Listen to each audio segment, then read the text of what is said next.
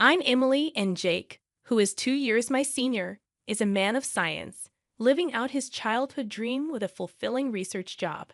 Despite his busy schedule, he seems content.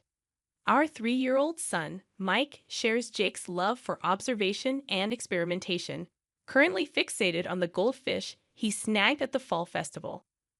Meanwhile, our 1-year-old daughter, Sarah, is a delightful eater with her adorable chubby white cheeks, bringing comfort and joy to our household.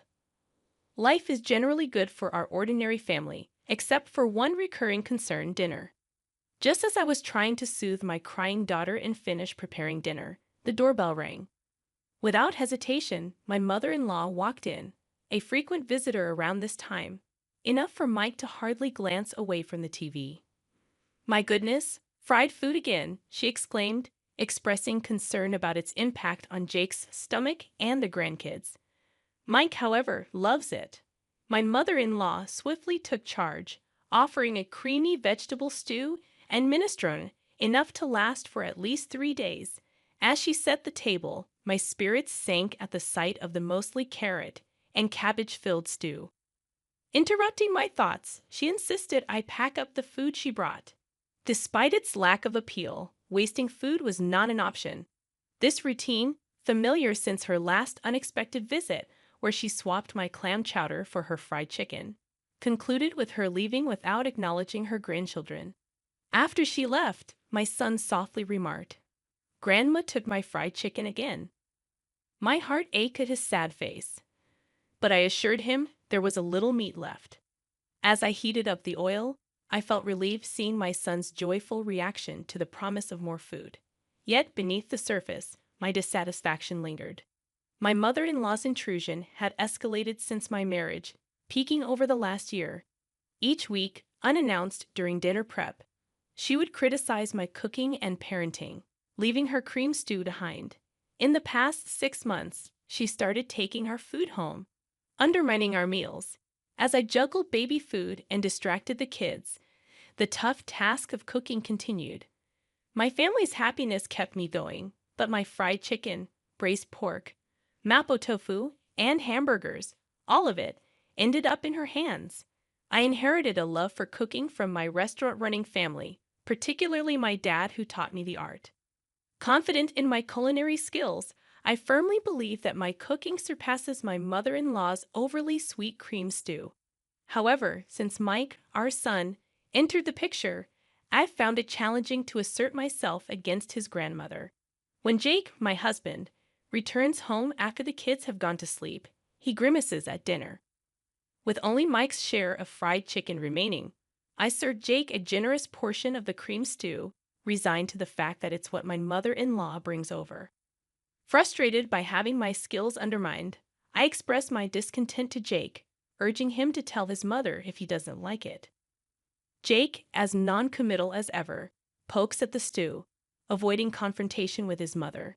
Despite her intrusion during Sarah's nap time and taking away Mike's favorite foods, Jake rationalizes it by mentioning her loneliness since his father's passing 2 years ago. I sigh deeply, realizing Jake tends to avoid confrontation when his mother is involved. The only relief is that she hasn't suggested moving in yet.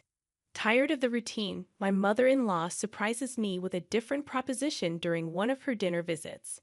She announces that everyone will gather at our place for Christmas this year, a departure from the usual family reunions at her brother-in-law's or her childhood home. Responding with little enthusiasm, I wonder how she plans to host the gathering. She frowns at my apparent lack of understanding and declares that I'll be helping too, assigning me tasks for the 24th. Despite my quick objections, she dismisses my concerns, suggesting I use a baby carrier for Sarah. Not only am I expected to clean up, but I'm also entrusted with preparing the full-course Christmas meal, with a strict warning against repackaging store-bought food or serving anything that tastes bad. Stunned by the audacity of her decision, I try to object, but my mother-in-law, satisfied with her directives, leaves abruptly. When I share the news with Jake that night, he is as bewildered as I am. We contemplate her plans to host a Christmas party, inviting relatives from both his dad's and her sister's families. Frustrated, I finally lose my temper, expressing my feelings of always being pushed around.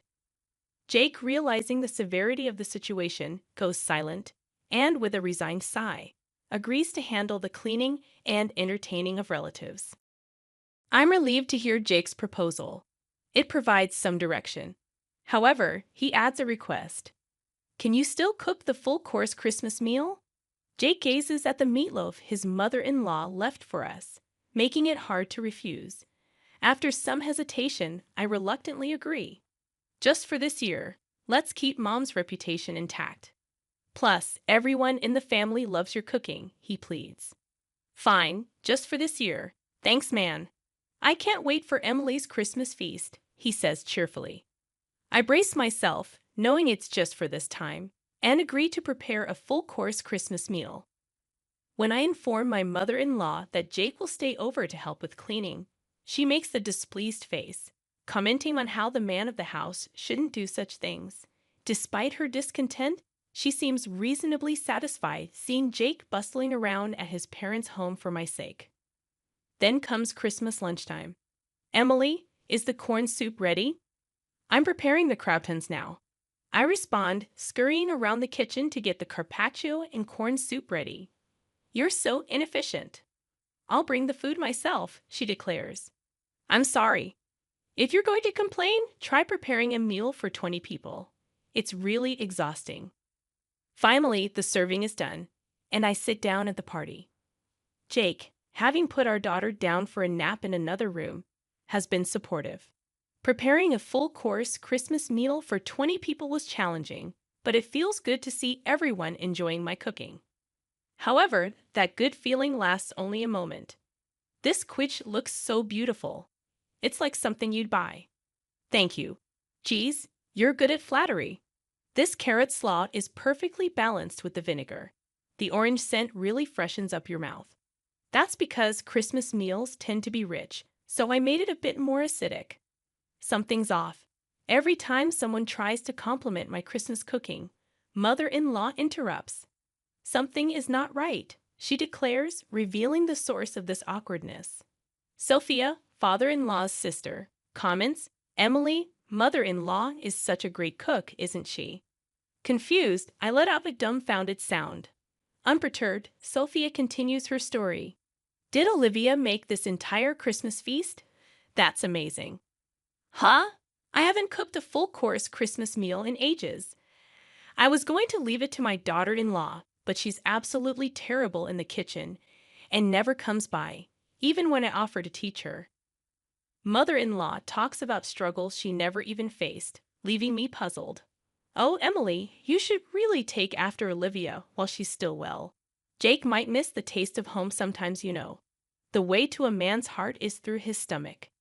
Daniel, a relative hanging around, laughs as if mocking me. You know, Olivia, that pork belly stew you made last time was delicious. It's amazing you can cook both Western and Japanese dishes. It's not that big of a deal, but I'm glad you enjoyed it. Mother-in-law smiles and feigns humility. That pork belly stew was clearly my creation. As I stand there astonished, she mouths, "Go along with it." Apparently, she's been claiming all my dishes, including the Christmas feast, as her own and sharing them with the family. Now she wants me to be complicit in her lie. No way, especially after she's been criticizing my cooking all this time. Though I want to speak out. Overwhelmed by the crowd, I find myself speechless until my young son becomes my unexpected savior. Mom, this omelet is really tasty. It looks different than usual, but your omelets are always good, echoes his high-pitched voice, silencing the noisy adults. Sophia, perhaps out of kindness, attempts to cover for my son, saying, "Oh, Mike, this is actually what your grandmother made." Astonished, my son responds, "Huh? But it's tasty, so it's got to be Mom's omelette." Grandma's omelette is super sweet and gritty. It doesn't taste good. He passionately insists, gesticulating wildly, leaving the adults exchanging puzzled glances. Panic ensues, and the mother-in-law tries to intervene, saying, "Emily, don't teach the child to lie." Excuse me? Who's the one lying here? Mom, am I a liar? Mike looks up at me, his face full of insecurity. That's when I feel my blood boil. Frustrated, I declare, Mike is not a liar. The one lying here is you, Grandma. Huh. She must not have expected me to stand up to her. My mother-in-law looks shocked as I stand up, pointing dramatically at the table. I made this entire Christmas feast, including the corn soup. Everything from start to finish. Naturally, the room erupts in response. My flustered mother-in-law begins to panic and yells, "Wait, wait, wait. Emily, you've been lying this whole time. Have you lost your mind?" "I'm not lying," I assert. Sophia, pulled into this, looks up at me surprised. "Yes, it was delicious. I made that too." You're terrible, stealing credit for Jake's mom's cooking and trying to set her up. "You're the worst daughter-in-law," I accuse. Attempting to defend herself, my mother-in-law hesitates, then shouts, "It's a secret family recipe. I can't tell you in public." The relatives, initially disgusted by our petty fight, start to see who was in the right. But my husband Jake appears near the door, restraining me with a stern voice and face. "Emily, that's enough." My mother-in-law clings to Jake, looking like a tragic heroine. Jake, addressing his mother, says, "Mom, you're the awful one here. This entire Christmas feast Emily made all day while taking care of the kids. Trying to take credit for it is pretty low." Caught in the middle again, Sophia looks at the creamy stew, recalling how sweet it was. "Yeah, it was insanely sweet, wasn't it, Mom?" Seizing the opportunity, Jake reveals, if it's sweet, it's tasty. She's always been cautious about salt and oil, but uses sugar with no limits. So all her dishes taste like a block of sugar. The truth unfolds, exposing mother-in-law's lies. Disillusioned, the family realizes that all the recent dishes were likely made by me, not her. Mother-in-law, exposed for all her lies, panics and tries to appeal to Jake's emotions. "Why are you siding with your daughter-in-law? I'm your mom," she pleads. The revelation leaves everyone in the family disillusioned with the mother-in-law. "I never wanted to say this, Mom. I thought your actions were driven by loneliness since Dad isn't here, so I've been having Emily put up with you. But what you're doing is nothing short of harassment towards her. There's no reason to protect you anymore. Don't see Emily or the kids ever again." Jake, firm in dismissing his begging mother, starts to clean up the Christmas feast. Then he apologizes to the relatives, saying, "I'm sorry for the disturbance this Christmas. Emily, Mike, let's go." As Jake takes Mike's hand and stands up, Mike glances at his grandmother and asks, "Grandma, where's your I'm sorry?" "When you lie, you say I'm sorry, then you get forgiven, right? Isn't that right, Mom?" I get it. You have to be forgiving when it comes to raising kids, but a simple sorry isn't going to cut it." Luckily, I didn't have to worry for even a second. Mother-in-law clenched her lips so tightly they looked like they'd bleed, clearly having no intention of apologizing. Seeing her, Jake sighed as if he had enough. "Grandma can't even say I'm sorry. And she's supposed to be an adult. How sad. Let's go home and have Mom's delicious Christmas feast." Okay. We left behind a growling mother-in-law and confused relatives, carrying our sleeping daughter and the Christmas feast. As we left Mike's house, we went straight to my parents' place and served the Christmas feast. Everyone was delighted and ate with joy. This is what I had been striving for, so my heart was full. Jake, of course, apologized profusely and promised never to let us meet his mother-in-law again. Apparently, the atmosphere at my house remained awkward. His relatives dispersed, leaving only a soulless mother-in-law and some bland food. The next day, mother-in-law's sister and her husband, as well as Jake's sister, visited as promised. Seeing the bland food, they chuckled and said figures. Apparently, mother-in-law's lack of cooking skills was a well-known fact among her relatives. "So, you brag about hosting a Christmas feast. I wondered what magic trick you'd pull, probably just jealous of Emily, who's good at cooking and praised by Jake and Mike." "Sorry for the inconvenience," they said after hearing the details from Jake. "My sister-in-law thanked me for my efforts, and Sophia called to apologize. I'm sorry for jumping to conclusions. It turns out Sophia also enjoys cooking, and we bonded over a recipe for braised pork belly. The misunderstanding with Jake was cleared up, and I found new friends who share my cooking hobby. I felt refreshed, enjoying a carefree Christmas. Of course, mother-in-law wasn't going to back down that easily, but I was well prepared. As I was making cornbread, my phone rang. It was mother-in-law. Excuse me, where are you? It's dinner time. Do your duty as a wife. Are you making the same mistake in coming over again? She's furious on the other end of the line. How dare you? I came here because you didn't apologize.